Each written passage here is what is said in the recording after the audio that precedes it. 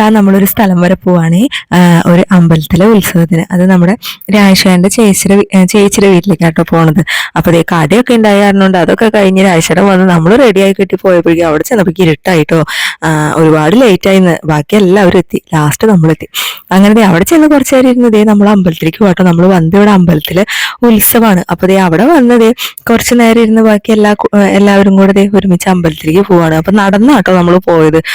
ഇതിൽ കൂടെ short cut ഉണ്ട്, വേഗം എത്തുന്നു പറഞ്ഞ് നടന്നു പോയി. കുറച്ച് ഇച്ചിരി നടക്കാനുണ്ടായിരുന്നു, എന്നാലും എല്ലാവരും ഉണ്ടായാലും ഒരു രസമായിരുന്നു കേട്ടോ. കുറച്ച് ദൂരം നടക്കുമ്പോഴേക്കും എടുക്കാൻ പറഞ്ഞ് മേത്ത് കയറുന്ന കൊച്ചായിരുന്നു അച്ചു.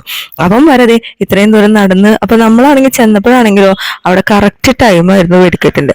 അപ്പൊ ദേ അതൊക്കെ കുറച്ചു നേരം കണ്ട് പിള്ളേരെ കുറച്ചു നേരം അവിടെ നോക്കി നിർത്തിച്ചിട്ട് ഞങ്ങൾ ദേ അകത്ത് പോയി തൊഴുതു കേട്ടോ. എല്ലാവരും പോയി തൊഴുതില്ല, കുറച്ച് പേര് മാത്രം അമ്പലത്തിന്റെ അകത്ത് പോയി തൊഴുത് ദേ വന്നപ്പോഴേക്കും കുട്ടീസൊക്കെ ദേ സ്ഥിരം മേടിക്കാറുള്ള ഈ സംഭവം മേടിച്ച് കളിക്കണ്ടായിട്ടോ. ഇത് എവിടെ പോയാലും കണ്ട് നമ്മൾ മേടിക്കണതാണ്. അത് തിരിച്ച് വീടെത്തനേക്കാൾ മുന്നേ നശിപ്പിക്കുകയും ചെയ്യും.